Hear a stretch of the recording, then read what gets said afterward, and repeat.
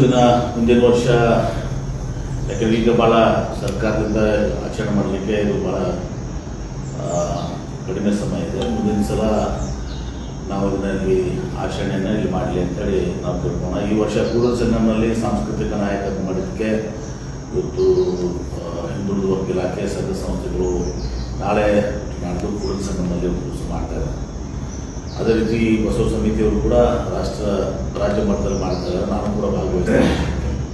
ಮುಖ್ಯಮಂತ್ರಿಗಳು ಬಸವ ಸಮಿತಿ ಇದರಲ್ಲಿ ಏನು ನಾಳೆ ಮಾಲಾರ್ಪಣೆ ಮಾಡಿ ಬಸವಣ್ಣವರಿಗೆ ಗೌರವವನ್ನು ಅರ್ಪಿಸಿ ಅವರು ಮುಂದೆ ಕೂಡಲ ಸಂಗಮದ ಕಾರ್ಯಕ್ರಮದಲ್ಲಿ ಭಾಗವಹಿಸ್ತಾರೆ. ಮುಂದಿನ ವರ್ಷ ನಿಶ್ಚಿತವಾಗಿಯೂ ಕೂಡ ನಾವು ಸರ್ಕಾರಕ್ಕೆ ವಿನಂತಿಯನ್ನು ಮಾಡ್ಕೊಡ್ತೇನೆ, ಇಲ್ಲಿ ಬಸವ ಜಯಂತಿಯನ್ನು ಆಚರಣೆ ಆಗ್ತದೆ. ಸೊ ಅದೇ ರೀತಿ ಬಸವ ಕಲ್ಯಾಣದಾಗೂ ಕೂಡ ಕರ್ಮಭೂಮಿ ಜನ್ಮಭೂಮಿ ಮತ್ತು ಕರ್ಮಭೂಮಿ ಎರಡು ಕಡೆ ಆಗಬೇಕು ತನ್ನ ಮೂಲಕ ಒಂದು ಅದು ಅರ್ಥಪೂರ್ಣವಾಗಿ ಆಗ್ತದೆ ಅನ್ನೋ ತಮ್ಮ ಸಲಹೆ ಇದೆ. ಅದನ್ನು ನಾನು ನಿಶ್ಚಿತವಾಗಿ ಕೂಡ ಬಯಸ್ತೇನೆ. ಇದಲ್ಲದೆ ನಾವು ಮೊನ್ನೆ ಕ್ಯಾಬಿನೆಟ್ನಲ್ಲಿ ಏನು ಮಲೆ ಮಹದೇಶ್ವರದ ಕ್ಯಾಬಿನೆಟ್ ನಡೀತು.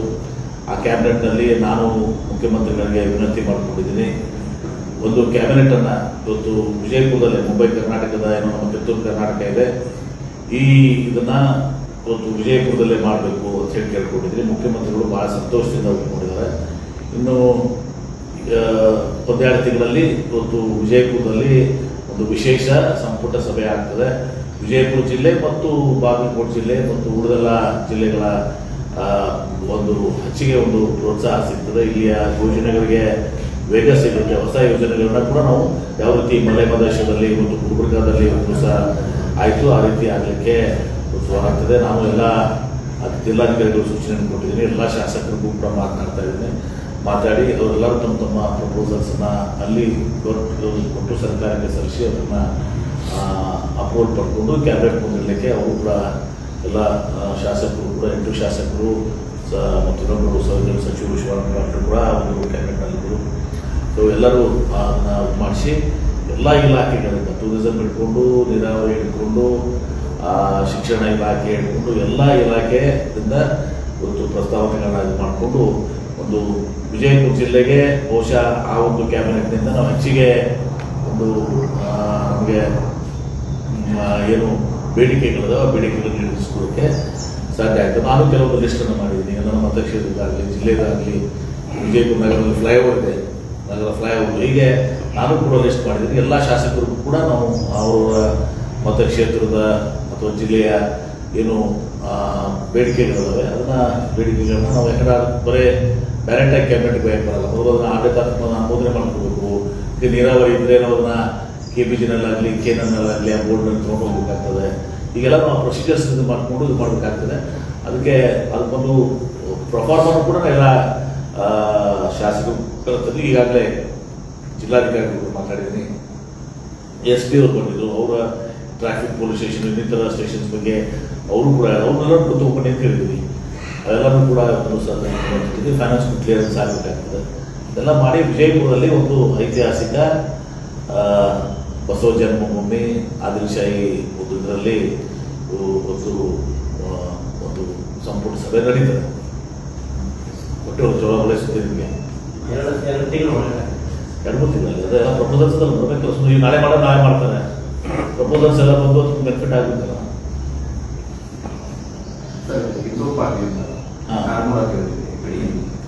ನೋಡಿ, ಒಂದು ಹೇಳ್ತೀನಿ, ಇವತ್ತು ಎಲ್ಲರೂ ಕೂಡ ಇಡೀ ವಿಶ್ವ ಮತ್ತು ಯಾರು ಮಾನವೀಯತೆಯ ಮೇಲೆ ನಂಬಿಕೆ ಇಟ್ಕೊಂಡಂಥವ್ರು ಎಲ್ಲರೂ ಕೂಡ ಈ ಪಾಲ್ಗಾಮನಾಗಿದ್ದಂಥ ಏನು ನಿರಪರಾಧಿಗಳ ಮೇಲೆ, ಪ್ರವಾಸಿಗರ ಮೇಲೆ ಇವತ್ತು ಏನು ಉಗ್ರವಾದಿಗಳು ಟೆರರಿಸ್ಟು ಅವ್ರನ್ನ ಹತ್ತಿಕ್ಕೆ ಹೊಂದಿದ್ದಾರೆ. ಅದು ಅತ್ಯಂತ ಒಂದು ಹೀನಾಯ ಕೃತಿ ಮತ್ತು ಹಿಡಿತನದ ಕೃತಿ. ಎಲ್ಲರೂ ಕೂಡ ಅದನ್ನು ಖಂಡಿಸ್ತೀವಿ. ಇವ್ರನ್ನ ನಾವು ದಿವಸ ಹುಡುಕ್ಯಾಡಿ ಅದನ್ನು ತೆಗೆದು ಅವ್ರನ್ನ ಹುಟ್ಟಿಟ್ಕೊಳ್ಬೇಕು. ಅವ್ರನ್ನ ಈಗ ಎರಡು ಮಾತು ಇಲ್ಲ. ನಾನು ಅವತ್ತು ಕೂಡ ಅದೇ ಹೇಳ್ತೀನಿ, ಹುಡುಕ್ಯಾಡಿ ಅವ್ರನ್ನ ತಂದು ಮತ್ತು ಪಾಕಿಸ್ತಾನದಿಂದ ಏನಿದೆ, ಪಾಕಿಸ್ತಾನದ ಅಂತಾರಾಷ್ಟ್ರೀಯ ಮಟ್ಟದಲ್ಲಿ ಮುಲಿಗುಂಟು ಮಾಡಿ ಪಾಕಿಸ್ತಾನಕ್ಕೆ ಯಾರು ಕೂಡ ಒಂದು ಸಂಬಂಧವನ್ನು ಎಲ್ಲ ರಾಷ್ಟ್ರಗಳ ಸಂಬಂಧವನ್ನು ಕಡಿದುಕೊಳ್ಬೇಕು. ಯಾರೂ ಕೂಡ ಪಾಕಿಸ್ತಾನಕ್ಕೆ ಸಹಾಯ ಮಾಡುವಂಥದ್ದು ನಿಲ್ಲಬೇಕು. ಮತ್ತು ಇದು ಒಂದು ಭಾಗ. ಇಲ್ಲಿ ನಾವು ಅನೇಕರು ಇವತ್ತು ಇಸ್ಲಾಂನಲ್ಲಿ ಅಲ್ಲಿಯ ಫಲ್ಗಾಮ್ನಲ್ಲೇ ಕೂಡ ಒಂದು ದಿವಸ ಅಲ್ಲಿ ಕಾಶ್ಮೀರದಲ್ಲಿ ಹೇಳಿದ್ರು ಇಸ್ಲಾಂನಲ್ಲಿ ಇಂಥ ಕೃತ್ಯಗಳಿಗೆ ಅವಕಾಶ ಇಲ್ಲ, ಮಾನವೀಯತೆಯನ್ನು ಮಾಡೋದು ಅಂತೇಳಿ ನಿರಪರಾಧಿಗಳನ್ನ ಇದು ಮಾಡುವಂಥದ್ದು ಕೂಡ ಇಸ್ಲಾಂನಲ್ಲಿ ಇಲ್ಲ ಒಂದು ದಿವಸ. ಮತ್ತು ಅಲ್ಲಿ ಅನೇಕರು ಮುಸಲ್ಮಾನರು ಕೂಡ ಜೀವನ ಉಳಿಸಿದ್ದಾರೆ, ಸಹಾಯಕ್ಕೆ ಬಂದಿದ್ದಾರೆ. ಮತ್ತು ಅವ್ರಿಗೂ ಕೂಡ ಕಾಶ್ಮೀರದಲ್ಲಿ ಒಂದು ವಾತಾವರಣ ಏನಾಗಿತ್ತಂದ್ರೆ ಒಂದು ದಿವಸ ವ್ಯಾಪಾರ ಅಭಿವೃದ್ಧಿ ಆಗ್ತಾ ಇತ್ತು. ನಾನು ಒಬ್ರು ಹೇಳಿದ್ರು ಸುಮಾರು 20,000 ಜನಕ್ಕೆ ಅದು ಉದ್ಯೋಗ ಸಿಕ್ಕಿತ್ತು ಟೂರಿಸಂ ಅಂತೇಳಿ. ಇದನ್ನ ಇವರು ಬಂದು ಹಾಳು ಮಾಡಿದ್ದಾರೆ. ಇದಕ್ಕೆ ಯಾರೂ ಕಾಶ್ಮೀರದಲ್ಲಿ ಕೂಡ ಇದಕ್ಕೆ ಯಾರಿಗೂ ಬೆಂಬಲ ಇಲ್ಲ. ನಿನ್ನೆ ಪಾಪ ನಮ್ಮ CM ಅವರು ಕೂಡ ಪಾಪ ಕಣ್ಣೀರು ಹಾಕಿದ್ದಾರೆ. ಯಾವ ನಾನು ಇದನ್ನು ರಕ್ಷಣೆ ಮಾಡಕ್ಕೆ ಆಗಿಲ್ಲಪ್ಪ ಅಂತ ಹೇಳ್ತಾ ಒಂದು ದಿವಸ ನಮ್ಮ ತಪ್ಪೊಪ್ಪಿಗೆಯನ್ನು ಟೂರಿಸ್ ಮಾಡ್ಕೊಂಡಿದ್ದಾರೆ. ಭಾಳ ದೊಡ್ಡದೊಂದು ಟೂರಿಸ್. ಮತ್ತು ಇದನ್ನು ನಾನು ರಾಜ್ಯ ರಚನೆಗೆ ನಾನು ಈ ಅವಕಾಶವನ್ನು ನಾನು ಬಳಸ್ಕೊಳ್ಳೋದಿಲ್ಲ ಅಂತ ಅರ್ಥ, ಹಿನ್ನಾಯ ಇದಕ್ಕೆ ನಾನು ಹೋಗೋದಿಲ್ಲ, ಕೆಳಮಟ್ಟಕ್ಕೆ ನಾನು ಹೋಗೋದಿಲ್ಲ ಅಂತ ಹೇಳಿದ್ದಾರೆ.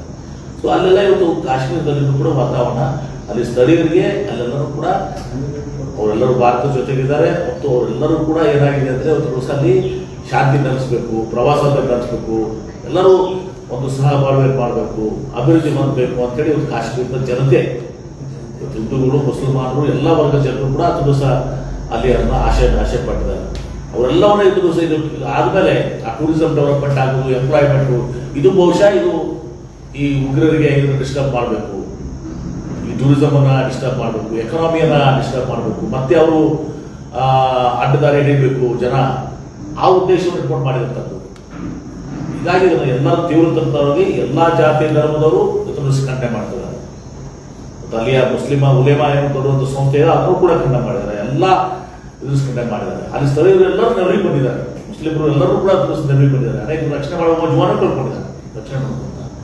ಸೊ ಹೀಗಾಗಿ ಇವತ್ತು ಕಾಶ್ಮೀರದ ಅವಿಭಾಜ್ಯ ಭಾರತ ದೇಶದ ಇದು, ಅದಕ್ಕೆ ಜನತೆ ಎಲ್ಲರೂ ಕೂಡ ಭಾರತೀಯರು, ಅವರು ಮುಸ್ಲಿಮ್ಸ್ ಇರ್ಬೋದು, ಹಿಂದೂಗಳು ಇರ್ಬೋದು, ಮತ್ತು ಅವರೆಲ್ಲರೂ ಕೂಡ ಭಾರತ ಜೊತೆಗಿದ್ದಾರೆ. ಈ ಪಾಕಿಸ್ತಾನದ ಈ ಉಗ್ರವಾದಿಗಳನ್ನ ಇವತ್ತು ದಿವಸ ಅವರೆಲ್ಲರೂ ಕೂಡ ತಿರಸ್ಕಾರ ಅದು ರಾಜತಾಂತ್ರಿಕ ಪ್ರಶ್ನೆ ಆಗ್ತದೆ. ಒಂದು ದಿವಸ ನಾನು ಏನೋ ಒಂದು ಹೇಳುವಂಥ, ನಾವು ಒಂದು ದಿವಸ ಹೇಳ್ತೇನೆ, ಇವತ್ತು ಎಲ್ಲ ವಿಶ್ವದ ಎಲ್ಲ ರಾಜ್ಯಗಳು ಇವತ್ತು ನಾನು ನೋಡ್ತಾ ಇದೆ, ಇವತ್ತು ಚೈನಾದವರು ಏರ್ಫೋರ್ಸ್ ಅನ್ನು ಕೊಡ್ತಾ ಇದ್ದಾರೆ ಅಂತ ಹೇಳಿ ವಿಮಾನಗಳನ್ನು ಕೊಡ್ತಿದ್ದಾರೆ ಅಂತ ಕೊಡ್ತಾರೆ. ಇವೆಲ್ಲರೂ ಕೂಡ ಅವರೆಲ್ಲರಿಗೂ ಕೂಡ ಫಾರ್ವರ್ಡ್ ಮಾಡ್ಕೊಡ್ಬೇಕು. ನಾವು ರಾಜತಾಂತ್ರಿಕ ನೋಡಿಸ್ಕೊಂಡು ಈ ರೀತಿ ನಾಳೆ ಅವ್ರ ದೇಶದಲ್ಲ ನಿರಪರಾಧಿಗಳ ಮೇಲೆ ಅವ್ರಿಗೆ ಇದು ಆದರೆ ಈ ಟೆರರಿಸಮ್ ಅನ್ನ ಹತ್ತಿಕ್ಬೇಕು. ಇದಕ್ಕೆ ಅಮೆರಿಕನೂ ನಮಗೆ ನಮ್ಮ ಜೊತೆಗೆ ಇರಬೇಕು, ಯುರೋಪಿಯನ್ ರಾಷ್ಟ್ರಗಳು ನಮ್ಮ ಜೊತೆಗೆ ಇರಬೇಕು, ಆಮೇಲೆ ಇವತ್ತು ದಿವಸ ಚೈನಾನು ಕೂಡ ಇರಬೇಕು. ಎಲ್ಲ ರಾಷ್ಟ್ರಗಳು ಮತ್ತು ಭಾರತದ ಸುತ್ತಮುತ್ತ ಇರುವಂತಹ ಎಲ್ಲ ದೇಶಗಳು ಇಟ್ಟಿದ್ದಾವೆ, ಆ ಎಲ್ಲ ದೇಶಗಳು ತಿಳಿಸೋಣ ಪರಸ್ಪರ ನಾವು ಈ ಟೆರರಿಸಮ್ ಅನ್ನ ಅವರ ಆದಾಗ ನಾವು ಅದನ್ನ ಅವ್ರ ನೆರವಿಗೆ ನಾವು ಕೊಡಬೇಕು. ಈ ರೀತಿ ಒಂದು ದಿವಸ ಆಗಿ ಒಂದು ದಿವಸ ಈ ಪಾಕಿಸ್ತಾನ ಏನಿದೆ ಅದೊಂದು ದರಿದ್ರ ದೇಶ, ಅವರಲ್ಲಿ ಏನೂ ಇಲ್ಲ, ಅವ್ರಿಗೆ ಬೇರೆ ಕೆಲಸನೂ ಇಲ್ಲ, ಅವರು ಇಂಥ ಕೆಲಸಗಳನ್ನು ಮಾಡ್ಕೊಂಡು ದಿವಸ ಮುಂದುವರೆದಿದ್ದಾರೆ. ಬಹುಶಃ ಯಾರು ಕೂಡ ಅದರ ಅವ್ರ ರಾಷ್ಟ್ರದಲ್ಲೇ ಅವ್ರ ಪರಿಸ್ಥಿತಿ ಏನಿದೆ ಅಂತ ಎಲ್ಲರಿಗೂ ಗೊತ್ತಿದೆ. ಅನೇಕರು ಜನ ಇವತ್ತು ದಿವಸ ಸೇರಿದಂತೆ ರಾಜೀನಾಮೆ ಕೊಟ್ಟು ಹೋಗಿದ್ದಾರೆ, ಅನೇಕರು ಅಲ್ಲಿ ಟೀಕೆ ಮಾಡ್ತಾ ಇದ್ದಾರೆ. ಹೀಗಾಗಿ ಒಂದು ಹೇಯ ಕೃತ್ಯ, ಅದೊಂದು ಹೇಳಿತನದ ಕೃತ್ಯ ನಿರಪರಾಧಿಗಳ ಮೇಲೆ, ಪಾಪ ಟೂರಿಸಂ ಮೇಲೆ. ಮತ್ತು ನಮ್ಮ ಕೇಂದ್ರ ಸರ್ಕಾರ ಕೂಡ ಎಚ್ಚೆತ್ತುಕೊಂಡು, ಯಾಕಂದ್ರೆ ನಾವು ಅಲ್ಲಿ ಎಲ್ಲ ಸಂಪೂರ್ಣವಾದಂಥ ಫೋರ್ಸಸ್ ಅನ್ನು ವಿಡ್ರಾ ಮಾಡಿದ್ದೀವಿ, ಸೈನ್ಯವನ್ನು ವಿಡ್ರಾ ಮಾಡ್ಕೊಂಡಿದ್ದೀವಿ. ಅದರ ಒಂದು ದುರುಪಯೋಗ ಪಡ್ಕೊಂಡಿದೆ. ನಾನು ಇದರಲ್ಲಿ ರಾಜಕೀಯ ಮಾಡಲಿಕ್ಕೆ ಬಯಸೋದಿಲ್ಲ, ಆದರೆ ಒಂದು ದಿವಸ ಒಂದು ಸೂಕ್ತವಾದಂಥ ಪೊಲೀಸ್ ವ್ಯವಸ್ಥೆ, ಬಂದೋಬಸ್ತ್ ವ್ಯವಸ್ಥೆ ಅಡಿಕ್ವೇಟ್ ಆಗಿ ಒಂದು ದಿವಸ ಅಲ್ಲಿ ಸೈನ್ಯ ವ್ಯವಸ್ಥೆ ಮಾಡಬೇಕು. ಯಾಕಂದ್ರೆ ಇಲ್ಲಿ ಅಲ್ಲಿ ಏನೂ ಕೂಡ ಒಂದು ದಿವಸ ಇದು ಇದ್ದಾಗ ಈ ರೀತಿ ನಾವು ದುರುಪಯೋಗ ಪಡ್ಕೊಂಡಿದ್ದಾರೆ. ಅಲ್ಲಿ ಎಲ್ಲರೂ ಕೂಡ ಸ್ವಲ್ಪ ತಕ್ಕ ಮಟ್ಟಿಗೆ ಇವತ್ತು ದಿವಸ ಸೈನ್ಯವನ್ನು, ತಕ್ಕ ಮಟ್ಟಿಗೆ ಇವತ್ತು ದಿವಸ ಪೊಲೀಸರನ್ನ ಇವತ್ತು ದಿವಸ ಅಲ್ಲೆಲ್ಲ ಕಡೆನೂ ಕೂಡ ಮಾಡಬೇಕು. ಮತ್ತೆ ಟೂರಿಸಂ ಇವತ್ತು ದಿವಸ ಮತ್ತೆ ಅದನ್ನು ಬೆಳವಣಿಗೆ ಆಗಬೇಕು, ಮತ್ತೆ ನಾರ್ಮಲ್ ಸಿಕ್ಸ್ ಬರಬೇಕು. ನಾನು ನಿನ್ನೆ ಒಂದು ವಿಡಿಯೋ ನೋಡ್ತಾ ಇದ್ದೆ ಟಿವಿಯಲ್ಲಿ, ನಮ್ಮ ಅತುಲ್ ತಿವಾರಿ ನಮ್ಮ ಹಿಂದಿ ಇದರಲ್ಲಿ ಆ್ಯಕ್ಟ್ರು, ಶ್ರೇಷ್ಠ ಇದನ್ನು ಬಂದಂಥ ಅವರು ಅಲ್ಲಿ ಹೋಗಿದ್ದಾರೆ, ಪಾಲ್ಗಾಮ್ ಹೋಗಿದ್ದಾರೆ. ಶೇರ್ ಮಾಡ್ತಾರೆ ತಿಳ್ಬೇಕು ನಿಮ್ಮ ಹತ್ರ ಹೋಗಿ ಅತುಲ್ ತಿವಾರಿ ಅವರು ಹೋಗಿ ಒಂದು ದಿವಸ ಅಲ್ಲಿ ಹೋಗಿ ಮತ್ತೆ ಅದು ನಮ್ಮದು ಕಾಶ್ಮೀರ ನಮ್ಮದು ನಮ್ಮ ಅದು ಅಂತೇಳಿ ಇದು ಮಾಡಿದ್ದಾರೆ. ಅದಕ್ಕೆ ಭಾಳಷ್ಟು ಪ್ರೋತ್ಸಾಹ ಮಾಡಿದರೆ ಭಾಳಷ್ಟು ಜನಕ್ಕೆ ಅದಕ್ಕೆ ಮತ್ತೆ ಸಹಜ ಸ್ಥಿತಿ ಬರಬೇಕು. ಮತ್ತೆ ಅದು ನಮ್ಮ ಕಾಶ್ಮೀರ ನಮ್ಮ ಭಾರತ ದೇಶದ ಸ್ವಿಟ್ಜರ್ಲ್ಯಾಂಡ್ ಇದ್ದಂಗೆ, ಅದನ್ನ ಅಭಿವೃದ್ಧಿ ಆಗಲಿಕ್ಕೆ ಮತ್ತೆ ಟೂರಿಸಮ್ ಸಹ ಅಭಿವೃದ್ಧಿ ಮಾಡಬೇಕು. ನಾವು ಎಲ್ಲರೂ ಕೂಡ ಅವ್ರಿಗೆ ಯಾರು ಪಾಪ ಜೀವವನ್ನು ಕೊಡಿದ್ದಾರೆ ಅವ್ರಿಗೆ ನಾವು ಸಂತಾಪವನ್ನು ಸಲ್ಲಿಸುವ ಮೂಲಕ ಅವ್ರಿಗೆ ಧೈರ್ಯ ತರಬೇಕು. ಮತ್ತು ಇದರಿಂದ ನಾವು ವಿಚಲಿತರಾಗಿ ನಾವು ಇದಾಗೋದಿಲ್ಲ. ಏನು ಅತುಲ್ ತಿವಾರಿ ಅವರು ಹೇಳಿದ ಹಾಗೆ ಒಂದು ದಿವಸ ನಾವು ಕಾಶ್ಮೀರಕ್ಕೆ ಹೋಗಬೇಕು. ಕೇಂದ್ರ ಸರ್ಕಾರ ಸೂಕ್ತವಾದಂಥ ರಕ್ಷಣೆಯನ್ನು ಎಲ್ಲರಿಗೂ ಪ್ರವಾಸಿಗರಿಗೆ ಕೊಡಬೇಕು. ಜಿಲ್ಲೆಯಲ್ಲಿ ಕುಡಿಯುವ ನೀರು ಬಹಳಷ್ಟು ಸಮಸ್ಯೆ ಆಗ್ತಿರೋದು. ತೆಲಂಗಾಣ ನೀರು ಕುಡಿದ ಎಫೆಕ್ಟ್ ಆಗ್ತಾ ಇದೆ ಅಂತ ಹಾಗೇನಿಲ್ಲ. ಈಗ ನಮಗೆ ಕುಡಿಲಿಕ್ಕೆ ನೀರಿಗೆ ಏನು ತೊಂದರೆ ಇಲ್ಲ. ತೆಲಂಗಾಣ ನೀರು ಬಿಟ್ಟಿದ್ದಕ್ಕೂ ಅದಕ್ಕೂ ಸಂಬಂಧ ಇಲ್ಲ. 1 TMCಗೆ ಭಾಳ ಡಿಫರೆನ್ಸ್ ಆಗಲ್ಲ. ಯಾಕಂದ್ರೆ ಕುಡಿಯಕ್ಕೆ ಬೇಕಾದಾಗ ನಾವು ಈಗ ಎಲ್ಲ ಕಡೆ ಕೂಡ ಮಲ್ಟಿಪಲ್ ಸ್ಕೀಮ್ಸ್ಗೂ ಮನೆತನ ನೀರು ಕೊಡ್ತಾರೆ. ಈಗ ನೀರು ಕೊಡ್ತಾ ಇದ್ದೀವಿ. ಲೈವ್ ಸ್ಟೋರೇಜ್ ಉತ್ತರಿಸ್ ನಮ್ಮ ಕಡೆ ಇದೆ. ಪ್ರಸೆಂಟ್ ಮೊದಲೇ ನಮ್ಮ ಕುಡಿಯಕ್ಕೆ ನಾವು ಡೆಡ್ ಸ್ಟೋರೇಜ್ಗೂ ಹೋಗ್ಬೋದು. ಹೀಗಾಗಿ ಅದೊಂದು ಸಮಸ್ಯೆ. ಸಿದ್ದರಾಮಯ್ಯ ಯಾವುದು ಹೇಳಿಕೆ ತಿರುಚಿದ್ರು ಅವರು ನೋಡಿ ಯಾವ ಅರ್ಥದಲ್ಲಿ ಅವ್ರು ಹೇಳಿದ್ದಾರೆ. ಇವತ್ತು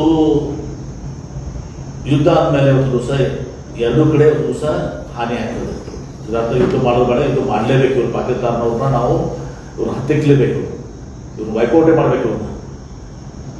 ಆದರೆ ಇದು ದಿವಸ ಎರಡೂ ಕಡೆ ಹಾನಿ ಆಗ್ತದೆ, ಯುದ್ಧ ಸೊಲ್ಯೂಷನ್ ಅಲ್ಲ ಅಂತ ಉದ್ದೇಶದಿಂದ ಅವರು ಒಂದು ರೀತಿಯಿಂದ ಹೇಳಿದ್ದಾರೆ. ಯಾಕಂದ್ರೆ ಅವರು ಒಂದು ನ್ಯೂಕ್ಲಿಯರ್ ಸ್ಟೇಟ್ ಇದ್ದಾರೆ, ಅವ್ರ ಹತ್ರ ನ್ಯೂಕ್ಲಿಯರ್ ಇದು ಇದೆ. ಹೀಗಾಗಿ ನಾವು ಬಹಳ ಎಚ್ಚರಿಕೆಯಿಂದ ನಾವು ಯುದ್ಧ ಮಾಡಲೇಬೇಕು. ಅವ್ರಿಗೆ ಯಾರು ಮಾತಿಲ್ಲ. ಬಹಳ ಎಚ್ಚರಿಕೆಯಿಂದ ಬಹಳ ಇದರಿಂದ ಮಾಡಬೇಕು. ಅದು ಬೊಮ್ರಾಂಗ್ ಆಗಬಾರ್ದು. ಆದರೆ ಇದನ್ನ ಅವ್ರ ಮೇಲೆ ಇದು ಹಿಂದೆ ಇಂದಿರಾ ಗಾಂಧಿ ಅವರು ಯಾವ ರೀತಿ ಮಾಡಿದ್ರು ಆ ರೀತಿ ನರೇಂದ್ರ ಮೋದಿ ಅವರು ಕೂಡ ಎಲ್ಲ ವಿಶ್ವಾಸ ಇಟ್ಕೊಂಡು ಎಲ್ಲ ಆಯಾಮಗಳು ಇಟ್ಕೊಂಡು ನಮ್ಮ ದೇಶಕ್ಕೇನು ಹಾನಿ ಆಗಬಾರ್ದು, ನಮ್ಮ ಜನರಿಗೇನು ಹಾನಿ ಆಗಬಾರ್ದು, ಆ ರೀತಿ ಒಂದು ದಿವಸ ಅವ್ರ ಮೇಲೆ ಸ್ಟ್ರೈಕ್ ಆಗಲೇಬೇಕು. ಇದಕ್ಕೆ ಬಾಲಾಕೋಟ್ ಆಗಿದೆ, ಇದು ಆಗಿರೋ ಎಲ್ಲ ಆಗಿರೋ ಸ್ಟ್ರೈಕ್ಸ್ ಅನೇಕ ಆಗಿರೋ. ಮತ್ತು ಇದು ಮೊದಲೇ ಬಾರಿ ಅಲ್ಲ.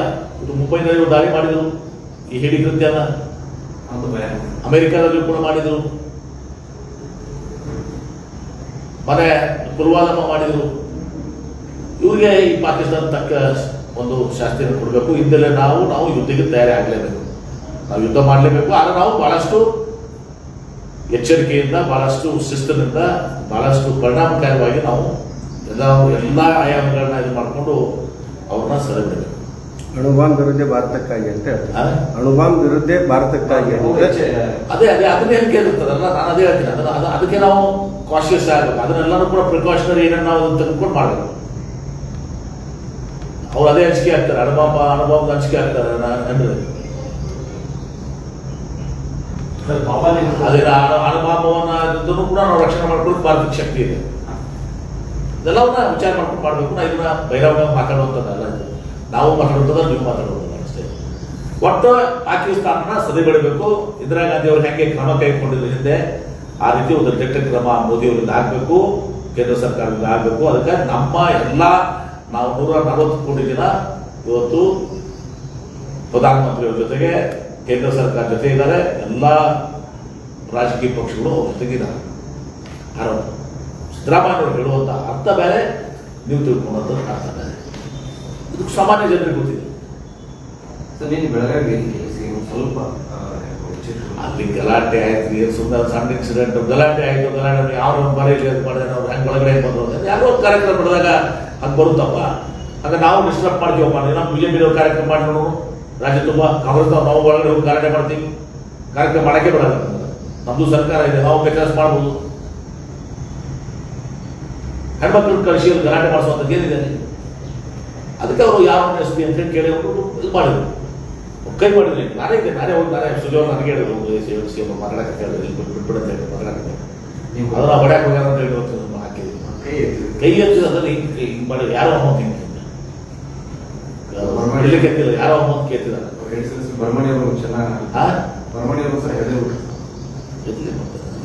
ತಪ್ಪನ ಹೆಂಗೆ ಬರ್ತಾರೆ ಒಳಗಡೆ? ಎಷ್ಟು ಧೈರ್ಯ ಅವ್ರಿಗೆ? ಒಂದು ಕಾರ್ಯಕ್ರಮ, ಕಾಂಗ್ರೆಸ್ ಕಾರ್ಯಕ್ರಮ ಮಾಡಿದಾಗ, ಈಗ ನಾನು ನರೇಂದ್ರ ಮೋದಿ ಅವ್ರೊಂದು ಕಾರ್ಯಕ್ರಮ ಮಾಡಿರ್ತದೆ, ಅವ್ರು ನಾವೊಂದು 50 ಮಂದಿ ಒಳಗಡೆ ಹೋಗಿ ದಾಳಿ ಮಾಡಿದ, ಸರಿನಾ? ನಿಮ್ಮ ಕಾರ್ಯಕ್ರಮ ನೀವು ಮಾಡ್ಬೋದು, ನಮ್ಮ ಕಾರ್ಯಕ್ರಮ ನಾವು ಮಾಡ್ಕೋತೀವಿ. ಬರಲ್ವ ನಮಗೂ? ಉದ್ದೇಶಪೂರ್ವಕ ಸಣ್ಣದೊಂದು ಕೆಲಸ, ಚಿಲ್ಲರೆ ಕೆಲಸ, ನಡುವೆ ಹೆಣ್ಮಕ್ಳನ್ನ ಉಪೇಕ್ಷಿಸಿ ಮಾಡುವಂಥ. ಗಂಡಸರಿರ್ಲಿಲ್ವಾ ಬರ್ಬೇಕಾಗಿತ್ತು? ಹೆಣ್ಮಕ್ಳನ್ನ ಬದಲಿಸ್ಬಿಡ್ರಿ. ಥ್ಯಾಂಕ್ ಯು ಧನ್ಯವಾದಗಳು. ಸರ್ ಭಾವನೆ 2000 ಎಕರೆ ರಿಸರ್ಚ್ ಈಗ ಮಮತಾಪುರ ಮಾಡ್ತಾ ಇದೀವಿ, ನೆಕ್ಸ್ಟ್ ಅದನ್ನು ತಗೋತೀವಿ. ಯಾಕಂದ್ರೆ ಅಲ್ಲಿನೂ ಕೂಡ ಭಾಳ ಒಂದು ಗರಸ್ ಭೂಮಿ ಅದ, ನೀರಿನ ಅಂಶಗಳನ್ನು ಭಾಳ ಮಾಡಬೇಕಾಗ್ತದೆ. ಹಂತವಾಗಿ 100 ಎಕರೆ 55 ಪ್ರಾಪರ್ಟಿ 2000 ಎಕರೆ ಇದೆ, ರೆವೆನ್ಯೂ ಲ್ಯಾಂಡ್ 2000 ಎಕರೆ ಇದೆ. ಅದು ಹಂತವಾಗಿ ನಾವು ಇದು ಮಾಡ್ತಾ ಇದೀವಿ. ಈಗ ಅದಕ್ಕಿಂತ ಮುಂಚೆ 2 ಸ್ಟೋರೇಜ್ ಮಾಡ್ತಾ ಇದೀವಿ. ಈಗ ಅದಕ್ಕೆ ಮುಂದೆ ಅರ್ಧ TMC ಕಡೆ 2 ಕಡೆ 2 ಜಾಗದಾಗ ಒಂದು ಅರ್ಧ TMC 1 TMC ಮಳೆಗಾಲದ ನಮ್ಮ ನೀರನ್ನು ಡೋಂಟ್ ಕನ್ಫ್ಯೂಸ್. ನಮಗೆ 5.3 TMC ಇದೆ, 6.3 TMC ಅಲ್ಲಿ 5.5 TMC 5.5 TMC ನಮಗೆ ಇರ್ತಿದೆ. ನಾವು ಹಾರ್ಡ್ಲಿ 2 TMC ಉಪಯೋಗಿಸ್ತೀವಿ ಮಳೆಗಾಲ. ಅದೇ ಟೈಮಿಗೆ 1 TMC ನಾವು ನಮ್ಮ ಸ್ಟೋರೇಜ್ ಇಟ್ಕೊಳ್ತೀವಿ. ಹೆಂಗೆ ಬ್ಯಾಲೆನ್ಸ್ ಸಿಕ್ಕಿರೋದವರ ಇದ್ದಾರೆ ಇಲ್ಲ ಕೆಳಗಡೆ ಆಲ್ಮಟ್ಟಿ ಕೆಳಗೆ ನಮ್ಮ 5.5 TMC ಅಷ್ಟಾದ್ರಿಂದ 2 TMC ಉಳಿತದೆ. ನಮ್ಮ ನೀರು ನಮ್ಮ ಹಕ್ಕು, ನಮ್ಮ ನೀರು ಮಳೆಗಾಲದಲ್ಲಿ 1 TMC ಹಿಡ್ಕೊಂಡು ಅದನ್ನು ಬೇಸಿಗೆಯಲ್ಲಿ ಕುಡಿಲಿಕ್ಕೆ ಬಳಸ್ತೀವಿ. 2 ಸಾಕು ನಡ್ರಿ.